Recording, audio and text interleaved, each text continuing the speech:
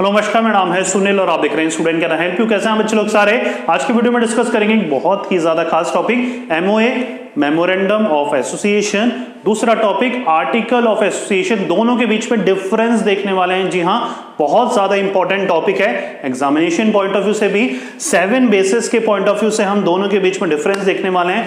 बहुत ही ज्यादा इंपॉर्टेंट होने वाला है टॉपिक। अपने स्टाइल सिंपल लैंग्वेज में समझाने की कोशिश करूंगा और आई होप सो वीडियो के बाद 7-8 मिनट के वीडियो के बाद आपको एक एक चीज पता लग जाएगी एमओए और एओए के बीच में क्या अंतर है। राइट, तो बिना टाइम वेस्ट करते हुए वीडियो करते हैं स्टार्ट। जो बच्चे भी सेशन में जुड़ गए हैं प्लीज कमेंट बॉक्स में यस सर लिख के भेजिए ताकि मुझे पता लग सके कितने बच्चे सेशन को अटेंड कर रहे हैं। राइट, सबसे पहला है नेचर। नेचर के बेसिस पर दोनों के बीच में डिफरेंस देखते हैं। पहला देखते हैं MOA.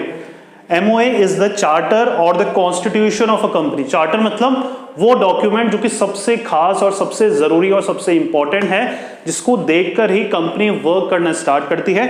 Constitution of the company भी बोला जाता है। दैट मीन्स कि भाई जो रूल्स MOA में लिख दिए गए हैं उनको एनी हाउ फॉलो करना ही करना है, इसलिए सबसे इंपॉर्टेंट डॉक्यूमेंट है। चलिए AOA क्या है?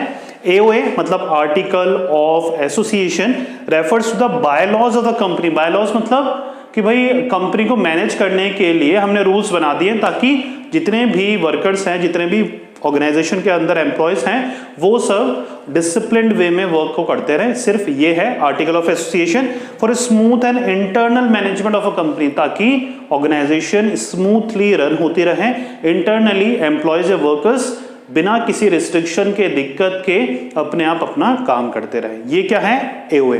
हो रहा है क्लियर? तो इस पॉइंट में कौन जीत रहा है? MOA जीतता है। ये सबसे खास और इंपॉर्टेंट डॉक्यूमेंट है। भाई आर्टिकल ऑफ एसोसिएशन तो इन बायलॉज हैं। बायलॉज इन द सेंस है कि भाई इंटरनल मैनेजमेंट, कंपनी को अच्छे से मैनेज करने के लिए जो रूल्स एंड रेगुलेशंस बनाए जाते हैं, जिनमें फेरबदल भी करा जा सकता है, वो हमारे आर्टिकल ऑफ एसोसिएशन होते हैं। पूरा क्लियर? सेकंड में आते हैं स्कोप क्या है जी। दोनों में देखते हैं। पहला, it defines the object and power of the company. अगर MOA होता है कंपनी में, जो कि होना जरूरी है, वो डिफाइन करता है कंपनी का ऑब्जेक्ट क्या है, उद्देश्य क्या है, गोल क्या है, प्लस पावर, कितनी पावर है कंपनी के पास, कितनी पावर्स हैं डायरेक्टर्स, शेयर होल्डर्स के पास। राइट, आर्टिकल की तरफ बढ़ते हैं। It contains rules and regulations for carrying out day to day operation. ये कुछ नहीं, सिर्फ डे टू डे ऑपरेशन मतलब रोजमर्रा का जो काम करना है हमें, उससे रिलेटेड रूल्स एंड रेगुलेशंस है, उससे ज्यादा कुछ नहीं है। राइट, तो यहां पर अगेन जीत हो रही है MOA की। थर्ड देखते हैं status. It is a fundamental document of the company. इसके बिना काम नहीं चलेगा जी, फंडामेंटल डॉक्यूमेंट है। Right, AOA it is a supplementary document. पहले ये बनाया जाएगा, फिर बनाया जाएगा AOA, article of association. Article of association MOA को सप्लीमेंट करता है, सुपरसीड नहीं करता है। सुपरसीड ये करता है, दैट मीन्स ऊपर कौन आएगा? MOA, उसके नीचे कौन आएगा? AOA। पूरा क्लियर? आगे देखते हैं लीगल अफेक्ट क्या है। Right, act done beyond the scope of MOA are void.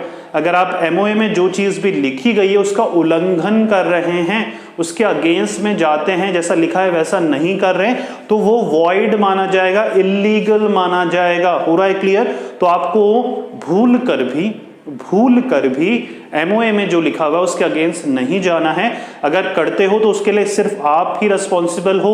वो गलत करा हुआ काम ठीक नहीं करा जा सकता, चाहे शेयर होल्डर्स की परमिशन लिया हो या डायरेक्टर्स की परमिशन लिया हो। राइट, आर्टिकल की तरफ बढ़े।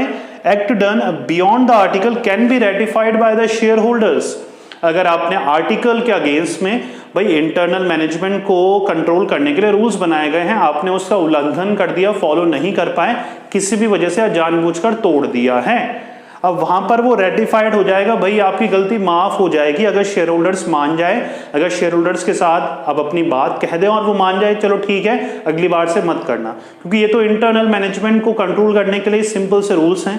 तो यहां पर क्या है, गलती करी हुई ठीक हो सकती है, गलती करी हुई यहां पर ठीक नहीं हो सकती है। चलिए आगे, कंपल्शन जरूरी है क्या बनाना?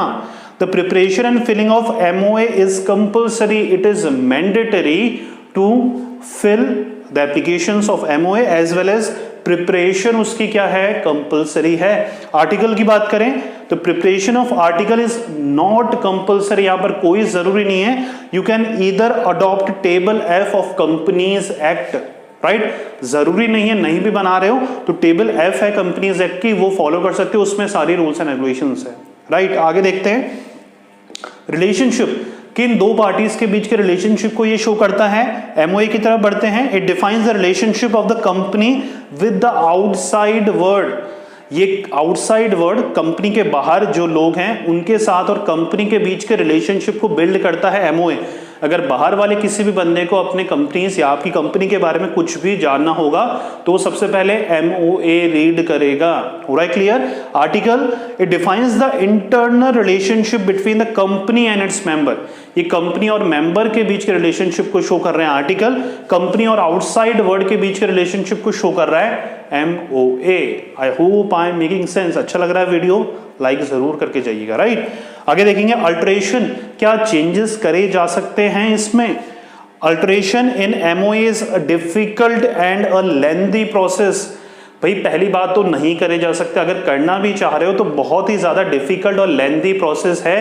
You have to take in some cases you have to take the permission of a government as well, right? तो गवर्नमेंट की परमिशन भी लेनी पड़ती है इसमें एमओए में फेरबदल करने के लिए, क्योंकि भाई इसमें अगर क्लॉजेज आपको याद होगा, आपने पढ़े होंगे, तो ऑब्जेक्ट क्लॉज आता है, नेम क्लॉज आता है, रजिस्टर्ड ऑफिस क्लॉज आता है, तो बहुत सारी चीजें आपने पहले से ही रजिस्टर्ड करा रखी है, उनमें फेरबदल कर रहे हो ऑब्जेक्ट में या कंपनी के नेम में, तो भाई बहुत लेंथी प्रोसेस है, राइट? इसलिए एमओए में फेरबदल करनी ना के बराबर है, इम्पॉसिबल टास्क है और बहुत ही लेंथी प्रोसेस है if in case you want to change the MOA, right?